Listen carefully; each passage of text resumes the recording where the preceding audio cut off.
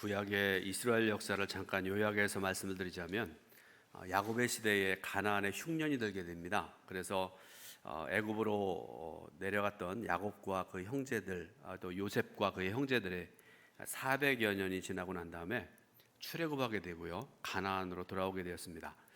가나안에 들어와서 살면서 처음에는 왕이 없던 시대를 거치게 되는데요, 학자마다 조금 다른데 약 200년, 짧게는 250년부터 한 350년 정도 왕이 없던 시대를 지내게 되는데요, 이 시기를 가리켜 우리가 사사시대 이렇게 얘기를 하죠. 이 시기의 역사가 사사기라는 성경에 기록되어 있는데, 한마디로 그 시대의 그 삶이라든지 역사를 말씀드리자 그러면 사사기 21장 25절에 한마디의 말씀을 통해서, 한 절의 말씀을 통해서 그 시대의 상황이 어떤지를 말씀을 하고 계십니다. 사사기 21장 25절 말씀을 같이 읽습니다. 그때에 이스라엘의 왕이 없으므로 사람이 각기 자기의 소견에 옳은 대로 행하였더라. 아멘. 어떤 어리석은 사람들이 생각하는 것처럼 사사시대에는 왕이 없기 때문에, 또 지도자가 없기 때문에 참 좋았겠다라고 생각할 수 있겠지만, 여러분, 실상을 보면요, 왕이 없었기 때문에 백성들마다 제멋대로 생각하고 제멋대로 행동하고 살았다는 그런 말씀이죠. 그 결과가 무엇인지를 여러분 잘 아시잖아요. 이스라엘이 혼란하고 타락한 삶을 살 수밖에 없었습니다. 그래서 백성들은 하나님께 왕을 세워달라고 기도했고요, 경고와 함께 세워주신 왕이 바로 사울이라는 왕입니다. 사울의 뒤를 이어서 다윗, 또 그 아들 사무엘, 또 그 아들 르호보암, 그러니까 사울부터 르호보암까지 4대 통일 왕국을 이어오게 되는데요. 그런데 여러분, 사무엘이라는 사람이 솔로몬이라는 사람이 죄를 짓게 되고, 그 죄 때문에 그 아들 르호보암 때에 통일 왕국이 분단이 되어집니다. 그래서 남유다 왕국이 세워지고요, 이 남유다 왕국에는 르호보암에서 아비암과 아사로 이어진 왕국이 세워집니다. 그런데 북이스라엘 왕국이 또 세워지게 되는데요, 여로보암이라는 사람이 북이스라엘 왕국을 세웁니다. 그런데 여로보암이라는 사람은요, 굉장히 유능한 사람, 백성들로부터 존경받는 그런 사람으로 알려져 있는데요, 그래서 이 사람이 왕국을 세워서 호세아라는 마지막 왕까지 약 200년 동안 19대에 걸쳐서 왕이 세워지고 역사가 이어지는 그런 모습을 보게 됩니다. 그런데 문제는 북이스라엘 왕국의 왕들입니다. 앞에서 말씀드렸던 것처럼 북이스라엘에는요, 초대 왕이었던 여로보암으로부터 마지막 왕인 호세아까지 성경을 보면 단 한 명의 왕도 하나님께로부터 믿음이 좋았더라, 인정받는 왕이 없었다는 데 문제가 있습니다. 하나님의 말씀에서 떠나고 우상을 숭배하고 온갖 죄를 짓고, 그래서 모든 것을 살피시고 아신 하나님께서 죄와 우상 숭배로 얼룩진 북이스라엘 왕국을 멸망시키는 그런 역사를 성경을 통해 보게 됩니다. 또 하나의 문제가 있습니다.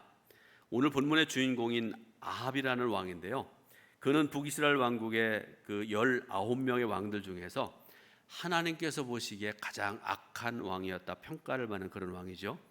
자, 그가 어떤 사람이었는가에 대해서 열왕기상 16장 30절부터 33절 말씀을 우리 같이 읽어볼 텐데요, 같이 한번 말씀을 읽어보겠습니다. 오므리의 아들 아합이 그의 이전의 모든 사람보다 여호와 보시기에 악을 더욱 행하여 느밧의 아들 여로보암의 죄를 따라 행하는 것을 오히려 가볍게 여기며 시돈 사람의 왕 엣바알의 딸 이세벨을 아내로 삼고 가서 바알을 섬겨 예배하고 사마리아에 건축한 바알의 신전 안에 바알을 위하여 제단을 쌓으며 또 아세라상을 만들었으니 그는 그 이전에 이스라엘의 모든 왕보다 심히 이스라엘 하나님 여호와를 노하시게 하였더라. 아멘. 이 아합이라는 왕은 북이스라엘의 왕이었고요, 주전 870년부터 850년 동안 이스라엘을 통치했던 그런 왕입니다. 오므리라는 왕의 아들로 왕이 된 이 아합이라는 사람은요, 성경에는 가장 악한 왕으로, 우리가 읽었던 그런 말씀이죠, 가장 하나님 보시기에 악한 왕으로 부정적으로 기록이 되어 있는데, 일반적인 역사를 보게 되면요, 이 아합이라는 사람이 가장 유능한 능력 있는 왕으로 평가되어지는데, 자, 내용을 한번 잠깐 말씀드립니다. 당시에 최강대국이었던 나라가 바로 아수르라는 왕이었습니다. 나라였습니다. 가장 강력한, 당시에 그 고대 근동 지역을 지배하던 그런 나라 중에 하나가 아수르란 나라인데, 그 아수르 왕이었던 살만 에셀 3세, 이 사람도 아수르의 영토를 넓히기 위해서 최선을 다했던 그런 왕으로 알려져 있는데, 서쪽으로 서쪽으로 영토를 확장해 나가는데, 여러분 그 서쪽에 어떤 나라가 있었는가 하면 북이스라엘 왕국이 있었습니다. 그리고 이스라엘뿐만 아니라 주변에 있는 조그만 나라들이 있었는데, 그런데 아합의 입장에서 보게 되면 이스라엘이 아무리 힘이 있고 능력이 있어도 아수르라는 그 강력한 나라 앞에서 막아서 싸워서 이길 힘과 능력이 없었습니다. 그래서 이 아합이 어떻게 하는가 하면 주변에 있는 나라들 왕들을 만나고 그들과 연합하고 아수르에 대항해서 싸우게 됩니다. 그래서 결국은 연합군이 승리하게 되고요. 그래서 큰 승리를 거두었던 그런 역사가 있게 되는데, 또 하나 주전 850년경에 아합은 고대 근동 지역에서 가장 강력한 통치권을 행사한 그런 왕이 되었습니다. 또 하나 이 아합이라는 사람은 시돈 왕 엣발의 딸 이세벨과 정략적인 결혼을 하게 됐고요. 그 결과로 우상 숭배하는 일에, 오늘 말씀 보니까 바알 우상 숭배하는 일에 앞장서게 되었는데요. 새로운 수도를 사마리아에 세우고요. 거기다가 그가 어떤 짓을 했는가 하면 바알을 위한 제단을 세우고, 그래서 온 백성들로 하여금 여기에 나와서 바알에게 제사하라, 예배드려라, 그렇게 강요하기도 했던 그런 왕이기도 합니다. 자, 이런 바탕에서 오늘 우리가 읽은 본문의 말씀 열왕기상 21장의 말씀인데, 내용의 전체 내용이 어떤 내용인가 하면 그 유명한 나봇의 포도원 이야기, 여러분 아시죠?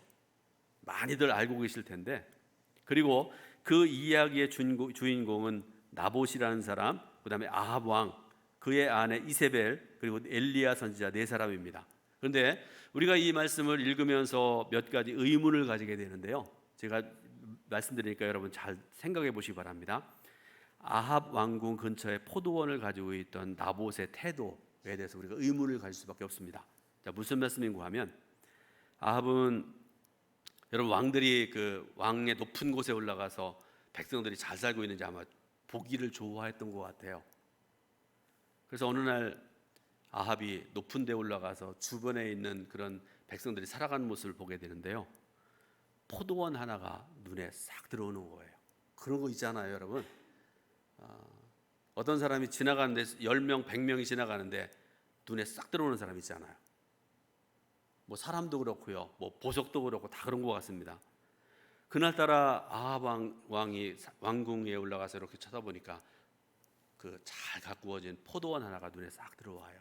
갖고 싶다 생각을 갖습니다. 그래서 이 포도원을 내 채소밭으로 이용하기 위해서 신하에게 누구 건지 알아보게 하고 다 모든 것들을 이제 알아보게 하는데, 그래서 나봇이라는 사람의 포도원이라는 것을 알고 난 다음에 그가 하는 얘기가 뭔가 하면, 너를 위해서 더 좋은 포도원을 내가 원한다면 줄 것이고, 혹시 내가 돈을 원한다 그러면 돈으로 보상하겠노라 얘기를 합니다. 그런데 나봇은 왕의 그 제안에 대해서 단호히 거절하는 그 나봇을 모습을 보게 되는데요. 이해하기 어려운 일입니다. 그렇지 않아요? 여러분, 내가 가지고 있는 어떤 재물이라든지, 우리가 쉽게 말하면 아파트를 생각을 해보면, 내가 3억짜리 아파트에 살고 있다고 생각을 해보세요. 혹시 다른 지역에서 보는 분들이 동두천 너무 싸다 그렇게 생각할지 모르는데 10억짜리 살고 있다고 생각을 해보겠습니다. 그러면 내가 10억짜리 아파트 살고 있는데 어떤 사람이 15억 줄 테니까 아파트 파세요 그러면, 여러분 오늘 당장 짐 싸고 이사 가는 분들이 많을 것 같아요. 그런데 나봇은 그러지 않았다는 말씀이죠. 이해하기 어렵습니다. 또 하나, 이스라엘 왕인 아합의 태도입니다. 당시의 왕은요, 여러분 지금의 대통령은요, 잘못하면 잘못한다, 잘하면 잘한다, 사람들 입에 오르내기도 하고 그러잖아요. 뭐 지지율이 어떻고 막 그러잖아요. 얼마나 힘들지 모릅니다. 그런데 당시의 왕은 절대적인 권력을 가지고 있었습니다. 백성의 토지를 가져와도 되고 뺏어도 되고요, 재산을 뺏어도 되고요, 심지어는요 백성들의 아내까지도 마음에 들면 뺏어올 수 있었던 그 시대가 바로 이 아합의 시대입니다. 그런데 아합은 강제로 나봇의 포도원을 뺏으려고 하지 않았고요, 나봇이 거절하는 것에 대해서 마음이 상해서 어찌할 바를 몰라서 끙끙 앓고 있는 그런 모습을 보게 됩니다. 이해할 수가 없습니다. 또 하나, 아합의 아내였던 이세벨의 태도입니다. 남편으로부터 이야기를 들은 이세벨은요, 곧바로 악한 계획을 세우고 아합 왕의 이름을 빌려서 나봇을 죽이라고 지시를 내립니다. 그래서 그 지시를 받았던 성읍의 장로와 귀족들은 나봇을 심판대에 세우고, 나봇이 하나님을 저주했다, 왕을 저주했다, 여러분 이거 죽을 수밖에 없는 벌이거든요, 죄거든요. 그래서 모함을 해서 돌로 나봇을 쳐 죽입니다. 이 장면에서 우리가 이세벨의 잔인함에 대해서 놀라게 되는데요, 그녀의 잔인함은 온전히 그녀의 타고난 본성인가, 어떻게 원하는 것을 갖기 위해서 한순간의 망설임도 없이 선량한 백성을 죽일 수 있을까? 우리는 이세벨이 왜 그렇게 잔인한지 그 이유를 알 수가 없습니다. 자, 아합과 나봇 이야기의 핵심은 지도자의 탐욕에 있습니다.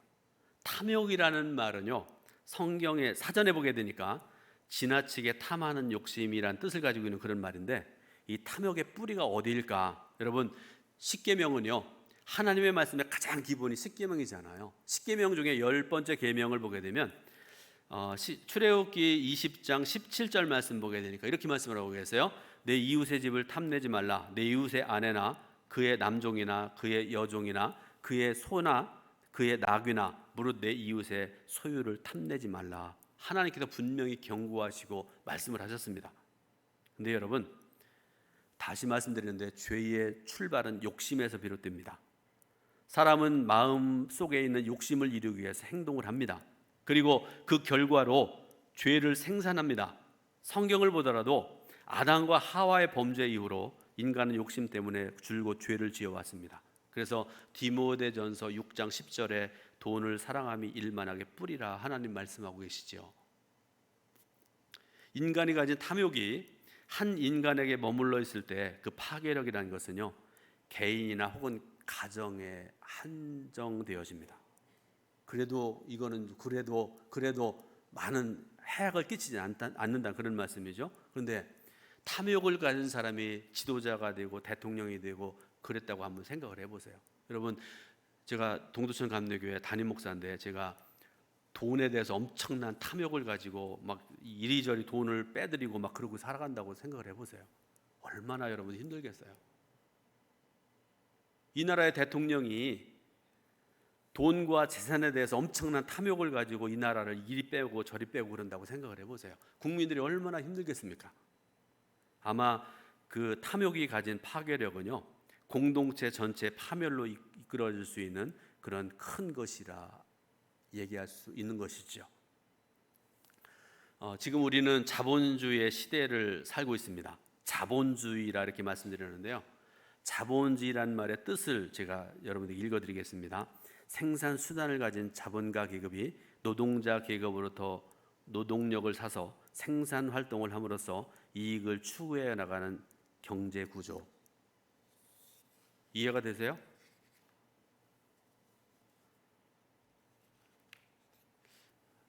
좀 어렵죠?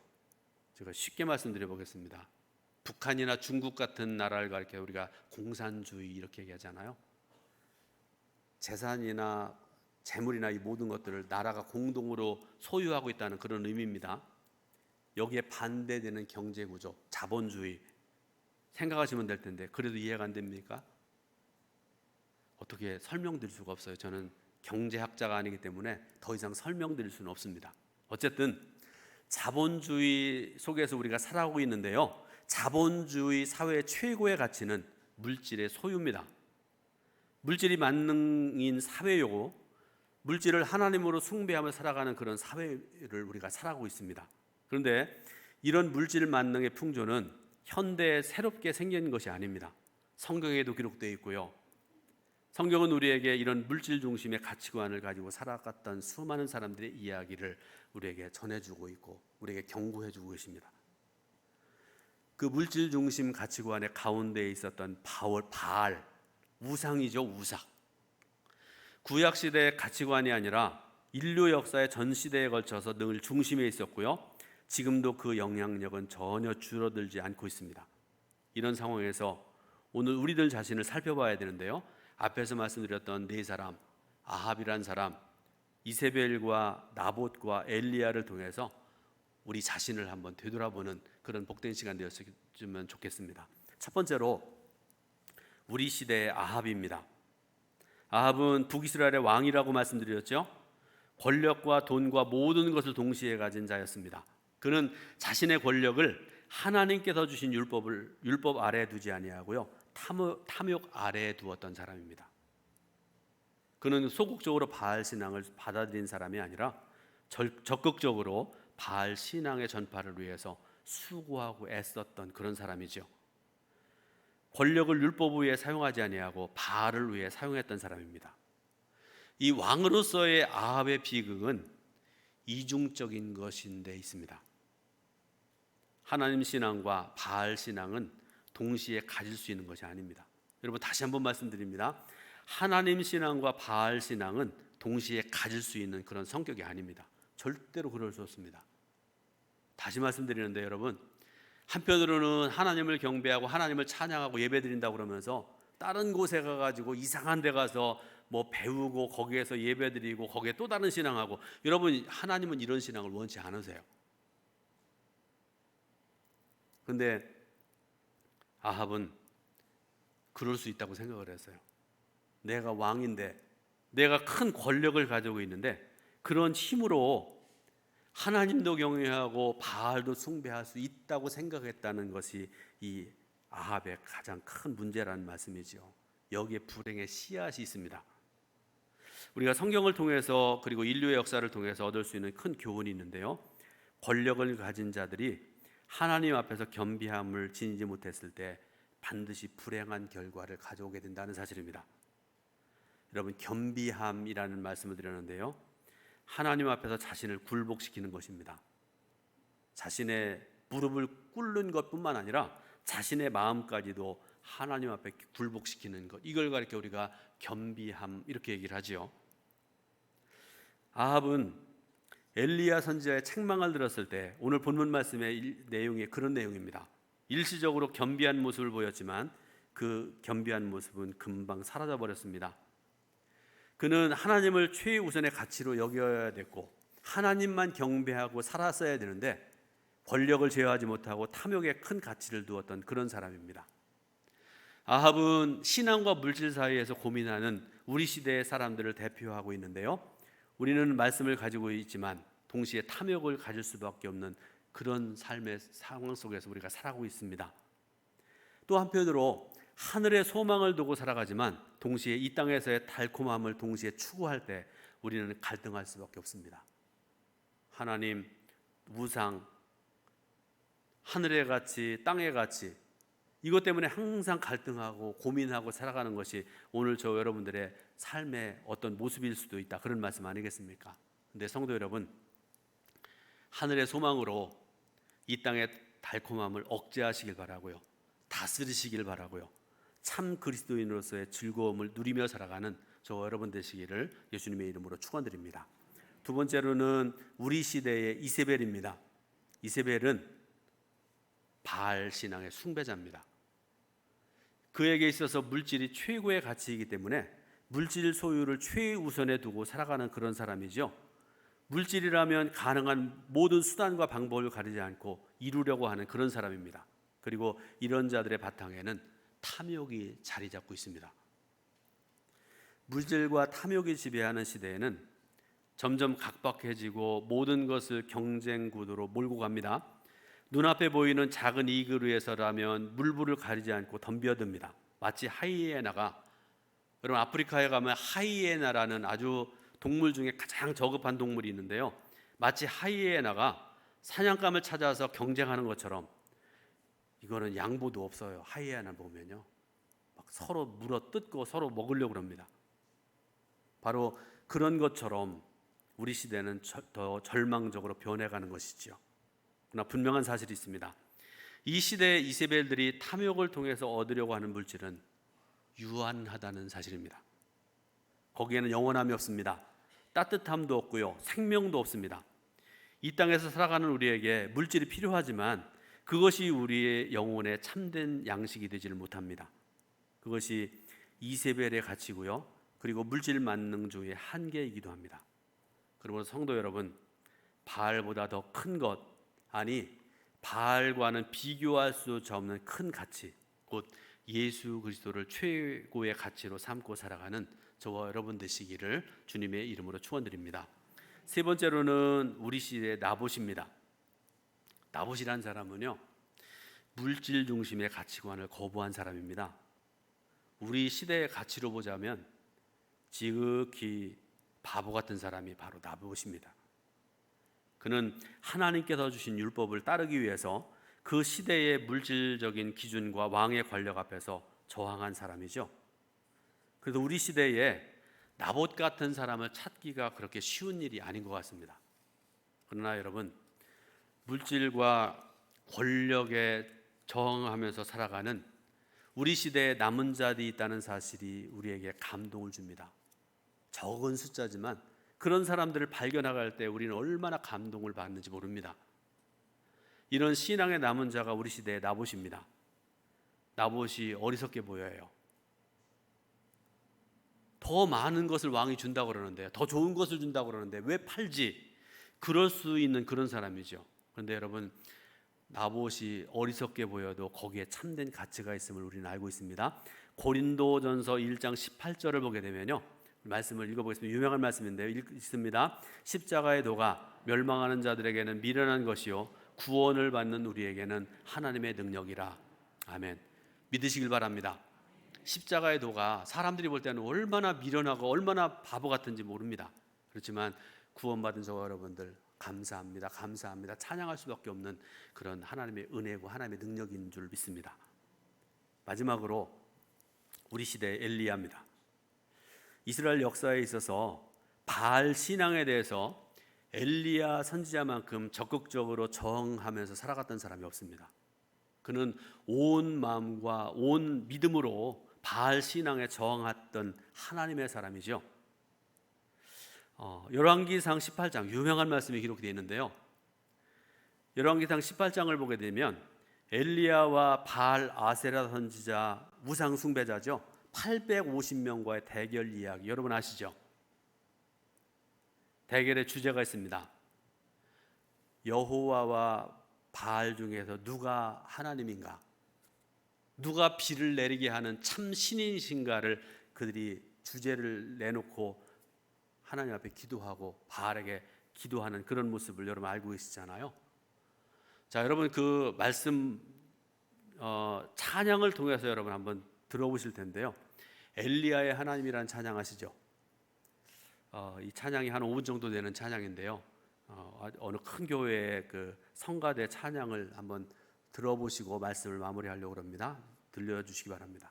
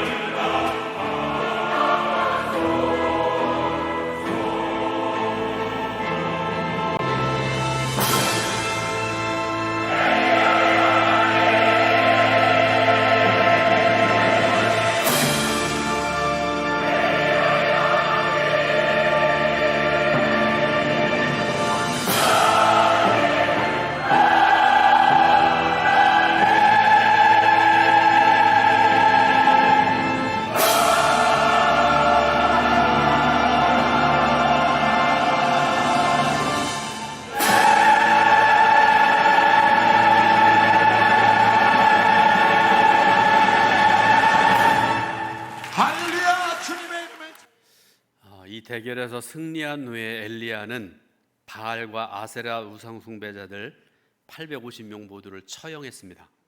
그런데 오늘날 많은 경우에 우리는 그 용감했던 엘리야의 이야기를 들을 수가 없습니다. 강단에서 오직 예수, 오직 믿음이라고 선포되어지는 말씀이 점점 사라지고 있는 것을 볼 수가 있습니다. 하나님께서 모든 것을 주관하신다고 고백은 하지만 실상은 물질을 더 의지할 때가 많은 우리들이라는 것을 우리가 때때로 깨닫게 되죠. 그러나 여러분, 오늘 저와 여러분들이 예배드리는 저와 여러분들, 말씀 듣는 저와 여러분들이 이 시대의 엘리야가 되어야 됩니다. 이 영적인 싸움에서 승리했던 엘리야 선지자처럼 담대하게 여러분 어디 가든지 오직 예수님만이 구원이십니다. 오직 예수님만이 생명이십니다. 그런 믿음과 그런 고백으로 날마다 승리하는 그런 복된 삶을 살아가시기를 주님의 이름으로 축원드립니다. 기도하겠습니다. 하나님 은혜와 사랑 감사드립니다. 예배드리게 하신 하나님, 말씀 듣게 하신 하나님 감사드립니다. 저희들 모두에게 아합이 아니라 나봇과 같은 엘리야 같은 믿음 주시기 원합니다. 날마다 승리하고 날마다 하나님, 날마다 예수님, 날마다 성령님을 고백하며 하나님께 영광 돌리고 승리하는 삶을 살아가는 우리 동도천교회 성도들 되게 인도하옵소서. 예수 그리스도의 이름으로 기도드립니다. 아멘.